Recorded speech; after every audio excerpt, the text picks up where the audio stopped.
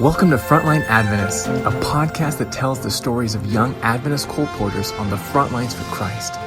As crazy as some of these stories may sound, all stories are true and happen to real Adventist young people in America, though some names may have been replaced. Our desire is that this podcast may inspire you to become a Frontline Adventist and share the love of Jesus no matter who you are and where you may be. In today's episode, entitled Faithful to Persist, you'll hear the stories of people ready to return to God and a young Adventist colporteur on the front lines who met them in just the right time. And well, I better not spoil it, so I'll just say you're in for a real treat. Canvasser Orion Larimore was turning the small town of Seminole, Texas, upside down, house by house, door by door. She was showing anyone and everyone she came across the literature she carried, revealing a deeper understanding of the love of God. Going along throughout the day, she trusted in the Lord to guide her steps and meet those who needed to know more about the good news. God gave her such an opportunity at one particular door. The man who responded to her knock, Christopher, was reluctant from the beginning. Nothing Orion handed him was interesting to him. She showed this gentleman book after book after book, hoping for him to bite. When that didn't work, Orion tried to make friends and build up a conversation. All of these books are from the same company who used to make the blue Bible story books, she offered. She tried to explain more how the book showed the love of God. But Christopher stopped her abruptly and told her, "You know, I don't believe in God or anything for that matter. I never have been into spiritual things, much less religion, and I don't see any reason for me to start anytime soon." She paused for a moment to understand where Christopher was coming from, and then replied, "Well, I understand, sir. Thank you for being so honest. Although I still wonder, would you ever consider giving Jesus a chance?" Christopher thought for a second and said, "Maybe one day, but that day is just not today." Yet in the grander scheme of things, God was using Orion to be the opening wedge for this man to come closer to him. Finally, as the interaction was winding down to an end, Christopher said, "You know, I respect your passion. I'll give you a donation, but you can keep the books. I don't want anything." This wasn't going to fly through. A book was going to be left at this house. Thankful for the donation, Orion determined to make one last persistent appeal for him to take one of the books, namely The Great Controversy. She told him, The Great Controversy has helped thousands of people understand the heart of all of today's confusion. This book has powerful truths that will change your life. I know you said you don't want anything, but please, I insist you take this book. It is a gift from me to you. It's yours. With this appeal, at last, Christopher chuckled and said, "I'll go ahead and give it a shot and take a look." Success! As she departed, Orion said her goodbyes and praised God that this man that didn't believe anything got a great controversy. She knew this book is a silent preacher that could one day lead him to the one true Jesus Christ. What a blessing to be used to tell people about the great news that God has in store for them. I'm kind of interested in these, The man said gruffly. but I'm in a bit of a hurry right now. Could you come back later? Maybe sometime this afternoon around 6? Jessica was slightly disappointed, but she had handled this response to her big book canvassing many times before. Okay, sounds good. Jessica said, smiling as she wrote the man's address and 6 o'clock on her planner. As Jessica continued her busy day of canvassing and Bible studies, 6 o'clock came quickly. As the sky began to darken, Jessica looked at her planner. As she spied the man's address and 6 o'clock on her planner, doubts began to form in her mind. He might not even be home anymore. It's past 6 already. I might as well not try it anymore. He was probably just rescheduling to be nice, but isn't really interested.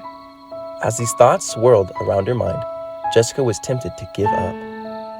Nevertheless, she resolved to try. She drove up to the man's house and waited for an answer. To her surprise, a woman answered the door instead. "Oh, you're finally here. I've been expecting you." Jessica tried to process what she had just heard. You've been expecting me? Jessica asked. Yes, The woman exclaimed. you're the girl that stopped by with the books earlier, right? My husband told me you were coming. My name is Linda. Jessica introduced herself to Linda and began to canvass her. We are Christian students from a Bible college working with doctors from Loma Linda and the Blue Bible Story Company, providing materials for you and your families to increase your overall health, not just physical, but mental, emotional, social, and spiritual health. You know, Linda said excitedly. you sound a lot like a person that came to my door many years ago. I noticed that they had some kids' books that looked great for my younger kids at the time, and I bought those. Hold on, I'll show you. Linda stepped back inside the house for a brief moment and quickly returned with worn copies of the My Bible Friend set. Jessica was stunned. That's a set that I carry. Then you must be the answer to my prayer. Jessica smiled as she saw the obviously loved pages of the familiar My Bible Friend story. Where would be the best place to let you take a look at the books that I carry? The kitchen or the living room? Linda gladly invited Jessica to come into her home. Once in the living room, Jessica spread out all the books she carried and shared with Linda about each set. Jessica showed Linda the Children's Century Classic set, telling her that The first 3 volumes deal with the Old Testament, and the last 4 cover the New Testament and the great heroes of faith. There are 270 stories. If you read one story each day during the week, you will read the entire Bible through in 1 year. Linda's eyes lightened up when she saw the set of Children's Century Classics and said, matter of fact, I homeschooled my kids, and I've been praying to God for more reading materials for them because they've been growing a bit too old for my Bible friends. These would be great for my kids now. The entire family set is on a special for just $650 to $850. Many families like to purchase all the books, while some like to purchase just one set. Let me break it down for you. Jessica began to close Linda on the books laid out on her living room floor. Which sets interested you the most? Jessica finished with a smile. I'll take the Children's Century Classics. Linda said enthusiastically as Jessica left the home. She thought about how she had felt just a few minutes prior to meeting Linda. She had been tempted to give up because of doubts Satan had been placing in her mind. But because she had been persistent in deciding to try anyway, Linda was able to receive the book she had been praying for. Jessica thanked God for the powerful divine appointment, as well as the resolve she had needed to never give up and re-knock on Linda's door.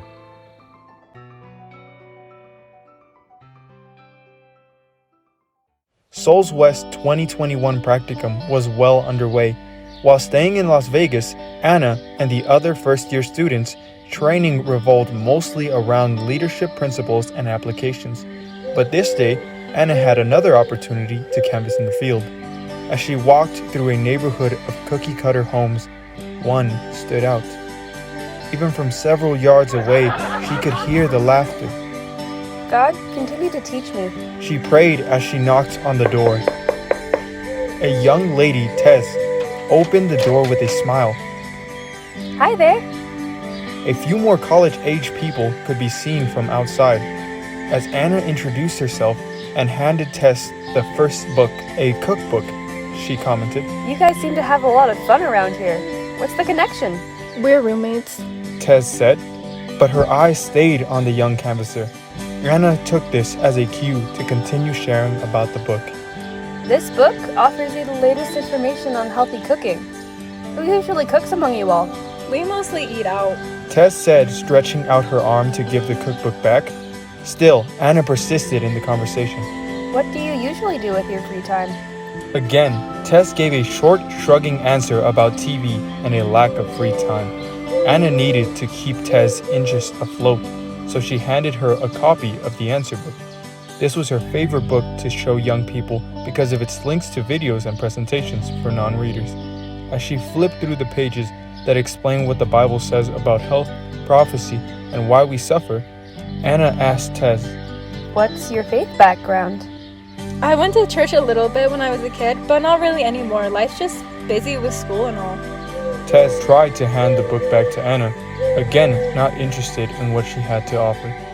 I feel that it's hard to balance school and a spiritual life.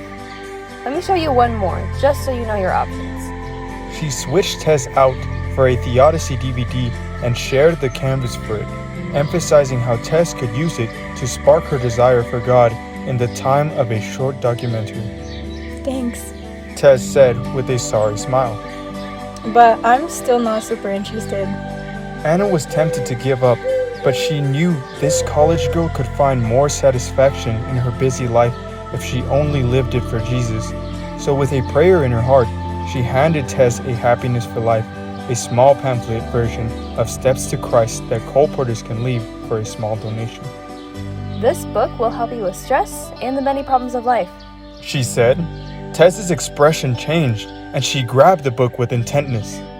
You know, I think I like this one. Tess admitted. She dipped inside and came back out with a few dollars. Anna tried to hide her surprise. How was it that try after try she couldn't seem to get through to Tess until she was almost ready to give up? Anna couldn't do much but accept the donation and wave goodbye to Tess and her roommates. As she walked away, she shook her head in amazement and prayed. God, thank you for giving me persistence and for helping Tess to see the value of that last little book. She knew only the Holy Spirit could have worked in that situation, both to bless her and to bless Tess with another chance to come to a relationship with God. Glow, Giving Light to Our World, is a ministry whose aim is to activate believers across the globe in spreading the gospel through small, pocket-sized tracts on such subjects as salvation, health, prayer, prophecy, and the reliability of the Bible. The ministry began in 2007 when two young adults asked the question, what if there was a simple way for every believer to share the message of hope and a future in Jesus wherever they went? God was asking a few church leaders in California the same inspired question. When the two groups of listeners came together, they quickly understood God's action plan. Every believer sharing the message of the gospel through small literature. Soon, thousands of believers across America caught the vision promoted by this team of young adults. 2 years later, a gentleman in Denmark heard about Glow and wanted their literature to be available in Europe. He offered to print the tracts for free on leftover pieces of paper from other print jobs. God provided translators for several languages for free. Glow was now international, and the Holy Spirit keeps expanding the ministry into new languages and new countries. Today, the information highway is much more globally interconnected and accessible. Even so, one small pocket-sized tract personally handed to someone can be powerful, especially in our age of disconnectedness, where people are isolated by technology. The personal touch of one person sharing a tract with another is more needed than ever. The beautiful thing about this ministry is that you don't need to be a powerful pastor or evangelist to do this work. Any Christian, including you, can become involved in Glow, giving light to our world.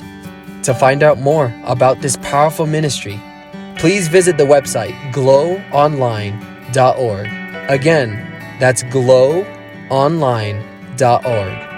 And now, back to our podcast. It was a cold day in Calexico, California, and I was working with Daniela Hinojos, one of my students. She had just given a really lackluster canvas at a door, so I took her aside and asked her what was bothering her.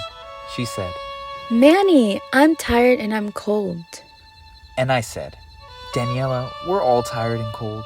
But imagine, what if when you get to heaven, that lady runs up to you and says, Daniela, thank you so much for pushing past your comfort zone and sharing Jesus with me. If you didn't fight for me, I don't know if I'd be here. Daniela's eyes filled with tears.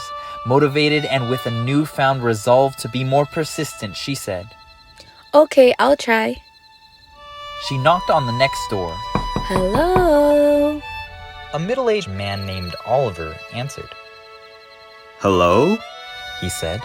My name is Daniela, and this is my friend Manny. We're students in a work-study program trying to make a difference in our neighborhoods. I'll let you take a look. Daniela handed the man a Habits That Heal. As he browsed through the book, Daniela said, We're actually working with the famous Blue Bible Story Company. They work with over 250 different denominations and churches because they're so Bible-based.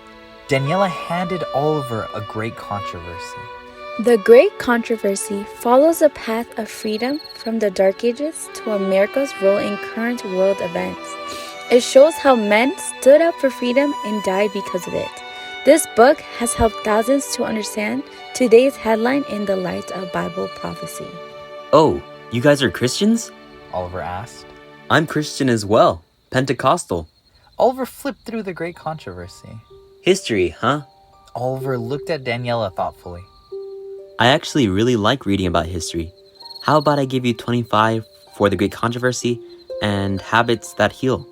However, before Oliver could look for his wallet, Oliver's 18-year-old son Mark showed up at the door. He had been listening to our conversation and was looking at us curiously. Noticing Mark's interest, we quickly handed him a piece above the storm and said, for just 5 more, we can leave you with this book as well. This is a book that will change your life. Quizzically, Mark asked, Why? Without hesitation, I replied, this book right here helped me know who God is and will help you know who God is too. This book is going to show you steps to getting to know God better as a friend. Oliver looked at Mark and said, Well, do you want it? Immediately, Mark's eyes began to fill with tears. Yeah, Dad. Please. Mark's voice quivered. Oliver pulled out his card, and as we began processing the donation, Mark suddenly started crying. Surprised, Daniela asked, Why are you crying? Trembling, Mark replied, You're not going to believe this. This morning, I was on my knees, pouring my heart out to God. I knew God as a kid. 10 years ago, people like you actually came to this same door, and we bought some kids' books from them. Kids' books? I asked. You mean like these? I pulled out a Prince of Peace and a Real Heroes out of Daniela's bag. Yes, those are the same books! Mark exclaimed. I grew up on those books. But since then, I've fallen away from God. And this morning I had been crying. God, I don't know you, but I want to know you. Show me the way. Well, 10 years ago, you got those books from us, and 10 years later, we're back, I replied. And now, this book, Peace Above the Storm, will help you get closer to God today. Mark got the Peace Above the Storm, and as Daniela and I left that door, we began praising God when all of a sudden Daniela gasped. We forgot to ask if they wanted personal Bible studies. We quickly returned and knocked on the door. A couple of minutes later, Oliver opened the door, but both him and Mark had been weeping. Daniela and I looked at each other confused, but Oliver began to explain. Just now, as we were praying and crying together, my son decided to give his life back to Jesus. As Daniela left that door, she thought about the fact that just a few minutes before meeting Oliver and Mark, she had been ready to give up on canvassing for that day. But because she had kept going for just a little bit longer, she had experienced a powerful divine appointment. Because of Daniela's persistence that day, 18-year-old Mark had found his way back to God and rededicated his life to Jesus.